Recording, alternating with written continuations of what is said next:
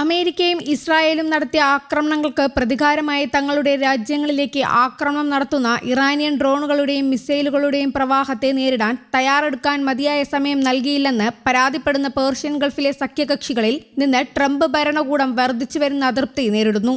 US യുദ്ധം കൈകാര്യം ചെയ്ത രീതിയിൽ, പ്രത്യേകിച്ച് ഫെബ്രുവരി 28-ന് ഇറാനെതിരായ ആദ്യ ആക്രമണത്തിൽ തങ്ങളുടെ സർക്കാരുകൾ നിരാശരാണെന്ന് രണ്ട് ഗൾഫ് രാജ്യങ്ങളിൽ നിന്നുള്ള ഉദ്യോഗസ്ഥർ പറഞ്ഞു. US ഇസ്രായേൽ ആക്രമണത്തെക്കുറിച്ച് തങ്ങളുടെ രാജ്യങ്ങൾക്ക് മുൻകൂട്ടി അറിയിപ്പ് നൽകിയിരുന്നില്ല എന്നും യുദ്ധം മുഴുവൻ മേഖലയ്ക്കും വിനാശകരമായ പ്രത്യാഘാതങ്ങൾ ഉണ്ടാക്കുമെന്ന മുന്നറിയിപ്പുകൾ US അവഗണിച്ചതായും അവർ പരാതിപ്പെട്ടു. ഗൾഫ് രാജ്യങ്ങൾ നിരാശരും ദേഷ്യത്തിലുമാണെന്ന് ഒരു ഉദ്യോഗസ്ഥൻ പറഞ്ഞു. US സൈന്യം തങ്ങളെ വേണ്ടത്ര പ്രതിരോധിച്ചിട്ടില്ലാത്തതിൽ അവർ നിരാശരാണ്. ഗൾഫ് രാജ്യങ്ങൾ സ്വയം സംരക്ഷിക്കേണ്ടതിന്റെ ആവശ്യകത ഉപേക്ഷിച്ച് ഇസ്രായേലിനെയും അമേരിക്കൻ സൈനികരെയും സംരക്ഷിക്കുന്നതിലാണ് ഓപ്പറേഷൻ ശ്രദ്ധ കേന്ദ്രീകരിച്ചിരിക്കുന്നതെന്ന് മേഖലയിൽ ഒരു വിശ്വാസമുണ്ടെന്ന് അദ്ദേഹം പറഞ്ഞു. തന്റെ രാജ്യത്തിന്റെ ഇന്റർസെപ്റ്ററുകളുടെ ശേഖരം വേഗത്തിൽ കുറഞ്ഞു വരികയാണെന്നും അദ്ദേഹം കൂട്ടിച്ചേർത്തു. അതേസമയം പശ്ചിമേഷ്യൻ സംഘർഷം 7ാം ദിവസവും തുടരുകയാണ്. ഇറാൻ നിരുപാധികം കീഴടങ്ങാതെ മറ്റൊരു ഒത്തുതീർപ്പിനുമില്ലെന്ന് അമേരിക്കൻ പ്രസിഡന്റ് ഡൊണാൾഡ് ട്രംപ് വ്യക്തമാക്കുന്നു. അമേരിക്കയും സഖ്യകക്ഷികളും ചേർന്ന് ഇറാനെ പുനർനിർമ്മിക്കുമെന്നാണ് സമൂഹ മാധ്യമമായ ട്രൂത്ത് സോഷ്യലിലെ ട്രംപിന്റെ പോസ്റ്റ്. അതേസമയം ഇറാനിൽ ശക്തമായ ആക്രമണം അഴിച്ചുവിടുകയാണ് ഇസ്രായേൽ അമേരിക്കൻ സഖ്യം. കോം നഗരത്തിലെ വാണിജ്യ മേഖലയിൽ നിന്ന് ജനം ഒഴിഞ്ഞു പോകണമെന്ന് ഇസ്രായേൽ സേന ആവശ്യപ്പെട്ടു. ഇസ്രായേൽ ലക്ഷ്യമിട്ട് വീണ്ടും മിസൈൽ ആക്രമണം തുടങ്ങിയെന്ന് ഇറാൻ വ്യക്തമാക്കുന്നു. ഇറാനിൽ മരണം 1200 കടന്നു. ടെഹ്റാൻ അടക്കമുള്ള മേഖലകളിൽ വൻ സ്ഫോടനമാണ് ഉണ്ടായത്. ലെബനോനിലും മരണം 217 കടന്നതായാണ് റിപ്പോർട്ട്. അതേസമയം തെക്കൻ ഇസ്രായേലിൽ ഇറാനും മിസൈൽ ആക്രമണം നടത്തി. തലസ്ഥാന നഗരമായ ടെൽ അവീവിൽ അടക്കം നടത്തിയ ആക്രമണം പ്രതിരോധിച്ചതായി ഇസ്രായേൽ സൈന്യം പറഞ്ഞു. പലയിടത്തും മിസൈൽ അവശിഷ്ടം പതിച്ച് തീപിടുത്തമുണ്ടായെന്നും റിപ്പോർട്ടുകളുണ്ട്.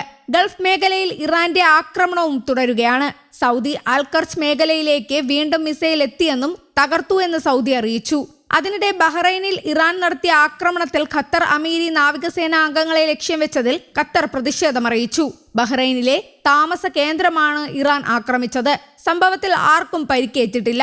ആക്രമണം നടക്കുമ്പോൾ സേനാംഗങ്ങൾ കെട്ടിടത്തിലുണ്ടായിരുന്നു. ആക്രമണത്തെ തുടർന്ന് ശക്തമായ പ്രതികരണവുമായി ഖത്തർ രംഗത്തെത്തി. ഇറാന്റെ പ്രത്യാക്രമണ ശേഷി കുറഞ്ഞുവെന്ന അമേരിക്കൻ വാദത്തിനിടെയാണ് ബഹ്റൈനിൽ ഇറാന്റെ ആക്രമണം ഉണ്ടായത്. മനാമയിലെ ഒരു ഹോട്ടലും 2 അപ്പാർട്ട്മെന്റുകളും ലക്ഷ്യമിട്ടാണ് ആക്രമണം നടത്തിയത്. സംഭവത്തിൽ ആളപായം റിപ്പോർട്ട് ചെയ്തിട്ടില്ല. നിലവിലുള്ള സംഘർഷത്തിന്റെ തുടക്കം മുതൽ രാജ്യത്തുടനീളം 50 തവണ എയർ റെയ്ഡ് സൈറൺ മുഴക്കിയതായും വിവിധ സ്ഥലങ്ങളിൽ മിസൈൽ അവശിഷ്ടങ്ങൾ വീണതായി 165 റിപ്പോർട്ടുകൾ ലഭിച്ചതായും കുവൈറ്റ് ആഭ്യന്തര മന്ത്രാലയം അറിയിച്ചു.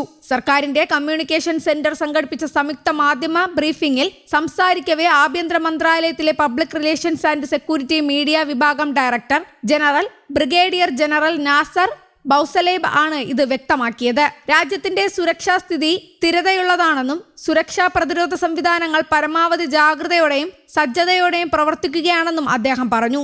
എല്ലാ ബന്ധപ്പെട്ട സർക്കാർ വിഭാഗങ്ങളും ചേർന്ന് 24 മണിക്കൂറും പ്രവർത്തിക്കുന്ന സംയുക്ത ഓപ്പറേഷൻ റൂമുകൾ വഴി അടിയന്തര സാഹചര്യങ്ങളെ കൈകാര്യം ചെയ്യുന്നതായും അദ്ദേഹം അറിയിച്ചു.